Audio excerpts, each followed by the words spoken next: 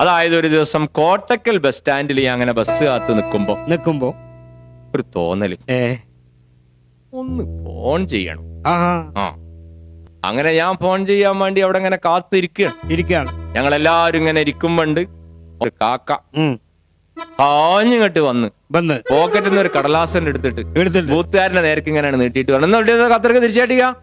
കാക്കാന്റെ ഭാവനയില് കാക്കാന്റെ ഓർമ്മയിലുള്ള phone എന്ന് പറഞ്ഞാൽ മനുഷ്യന്റെ മാതിരി തന്നെ ഫോണിന് 9 തുളയാണ്. ഈ ഓട്ടയിൽ ഇങ്ങനെ വിരലിട്ട് കറക്കല. അപ്പൊ അതാണ് ഖത്തർക്കൊന്ന് തിരിച്ചു കാട്ടിക്കാറ്. അപ്പൊ ഇത് ഇന്റർനെറ്റ് ആയതും കമ്പ്യൂട്ടർ ആയതും വിവരമൊന്നും കാക്കാന്റെ അടുത്തില്ല. കാക്കാന്റെ വിചാരം എപ്പോഴും ഇത് വിരലിട്ട് വിടന്തൽ തന്നെയാ. മനസ്സിലായ? അപ്പൊ എന്തിനു പറയണ്, ഇതൊന്ന് ഖത്തർക്ക് തിരിച്ചു കാട്ടിക്ക എന്ന് പറഞ്ഞ് ബൂത്തുകാരന്റെ അടുത്ത് നമ്പർ കൊടുത്ത ഉടനെ ബൂത്തുകാരൻ വേഗം ഗ്രഹണി കുടിച്ച കുട്ടികളെ ഇറച്ചിക്കൂട്ടാൻ കണ്ട മാതിരി വേഗം ഞങ്ങളെ നമ്പറൊക്കെ അവിടെ വെച്ചിട്ട് കാക്കാന്റെ നമ്പർ ഉണ്ട് അടിച്ച് റിസീവർ കാക്കാന്റെ കൈ കൊടുത്തു. പെട്ടെന്നാണ് കമ്പ്യൂട്ടറിന്റെ മുകളിൽ നിന്ന് കീന്ന് പറഞ്ഞ ശബ്ദം. ബൂത്തുകാരൻ പറഞ്ഞു, തുടങ്ങിക്കോളി കാക്ക. അപ്പൊ കാക്ക തുടങ്ങിക്കോളി കാക്കാന്ന് പറഞ്ഞ ഉടനെ കാക്ക ഇവിടുന്ന് അലാക്കിന്റെ ശബ്ദത്തിൽ ഒരു ചോദ്യം, ഹലോ ഖത്തറല്ലേ?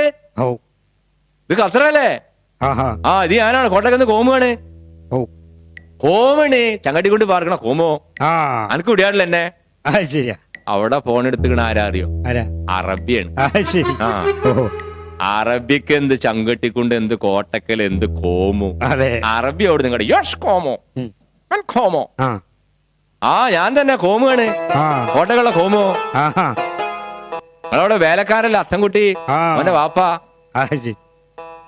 ചുരുക്കി പറയാ, കോട്ടക്കെന്നാണ്, കോമുകയാണ്, ഞാൻ ചങ്കട്ടിക്കൊണ്ട് പാർക്കണ കോമുകയാണ്. ഇത് പറഞ്ഞ് തിരിച്ചും മറിച്ചും 4 വട്ടം പറഞ്ഞപ്പോഴേക്ക് 32 റുപ്യ 60 പൈസയും കാക്കാന്റെ ബില്ലായി. അത്തൻകുട്ടിനോട് കിട്ടിയതുമില്ല. കാക്ക പറഞ്ഞ് അറബിക്കും മനസ്സിലായില്ല, അറബി പറഞ്ഞ് കാക്കാക്കും മനസ്സിലായില്ല.